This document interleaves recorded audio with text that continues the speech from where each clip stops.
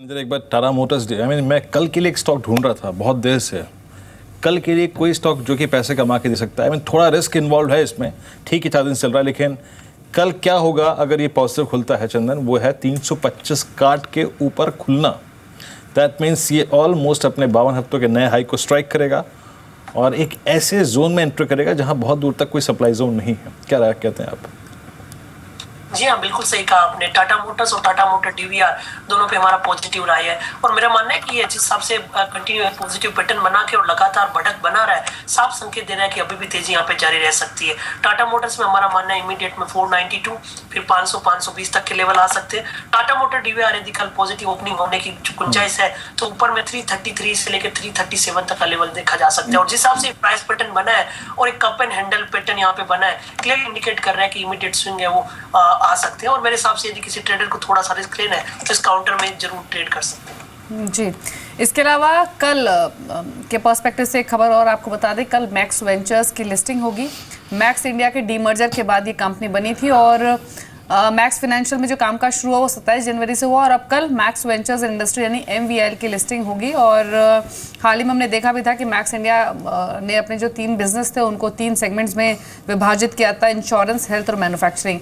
अब अगर आप मैक्स इंडिया के शेयर्स अगर आप होल्ड करते थे तो आपको 5 शेयर्स तो ऑलरेडी मैक्स फाइनेंशियल के मिल चुके होंगे और कल लिस्टिंग के बाद आपको 5 मैक्स इंडिया के शेयरों के बदले 1 मैक्स वेंचर का शेयर मिलेगा। ये इन्फॉर्मेशन उन शेयर होल्डर्स के लिए जो मैक्स इंडिया को पुराने टाइम से होल्ड करते हैं। लेकिन मैक्स फाइनेंशियल, इस स्टॉक पर आपकी राय क्या है? अभी शाइना हाल ही में काफी खबरों में रहा है, HDFC लाइफ से मर्जर से जुड़ी हुई खबरें क्यों ना हो फिर।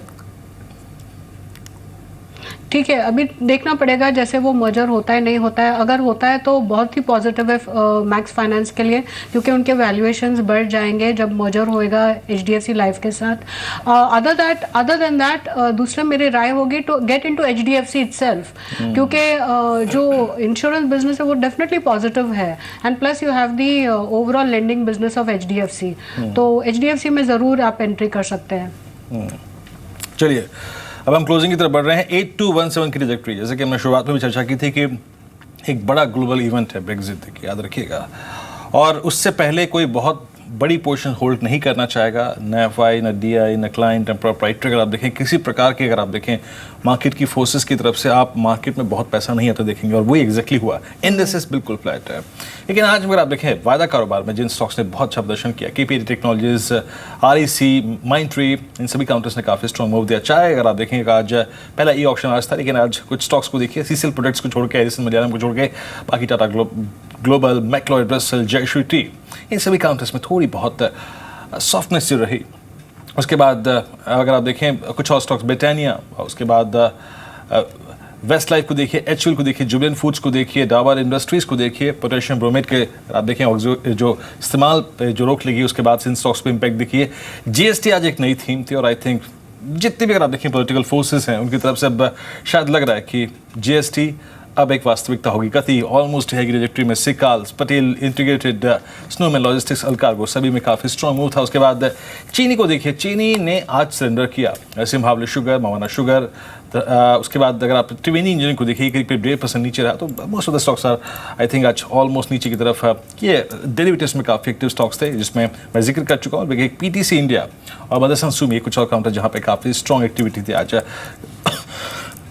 उसके बाद देखिए आप ये रिपीट हो रहा है, इसको हटाइए एक बार फिर से। इंडेक्सेस पे आते हैं लौट के एक बार। निफ्टी और बैंक निफ्टी दिखाई एग्जैक्टली।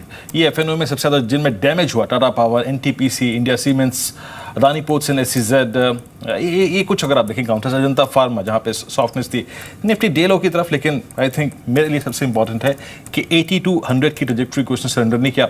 निफ्टी बैंक को दिखाइए और स्टॉक फ्यूचर्स दिखाइए निफ्टी बैंक के, क्योंकि निफ्टी बैंक देखिए 17600, 17500, ये 100 पॉइंट का दायरा काफ़ी क्रिटिकल था। याद रखिए परसों का कल का लो था जब ब्रेक्जिट इशू था, जब 17,420, तो उस ट्रैजेक्टरी के बिल्कुल पास भी नहीं किया ये। एक बार तमाम बैंकिंग स्टॉक्स दिखाइए, SBI, PNB, BOB, उसके बाद बैंक ऑफ इंडिया, इन सब ने क्या किया? जैसे कि मैंने कहा, निफ्टी बैंक आज अपने एक रिस्क जोन की तरफ नहीं गया। SBI ऑलमोस्ट डे लो की तरफ 213 के स्तर पे लगभग 1% नीचे। PNB भी आखिरी में ट्रिम हुआ, 9685 की तरफ आया। और उसके बाद बैंक ऑफ बड़ौदा, यहाँ पे सॉफ्टनेस रही, 149 के स्तर पर क्लोज होता हुआ काउंटर। और उसके बाद बैंक ऑफ इंडिया 9590 के स्तर पर लगभग 3/4% नीचे।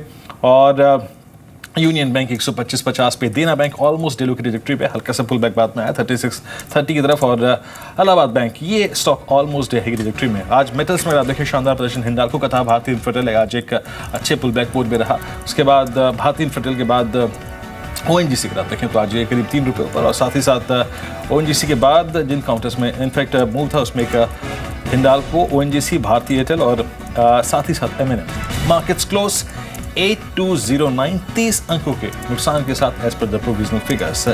चंदन, इस क्लोजिंग पर आया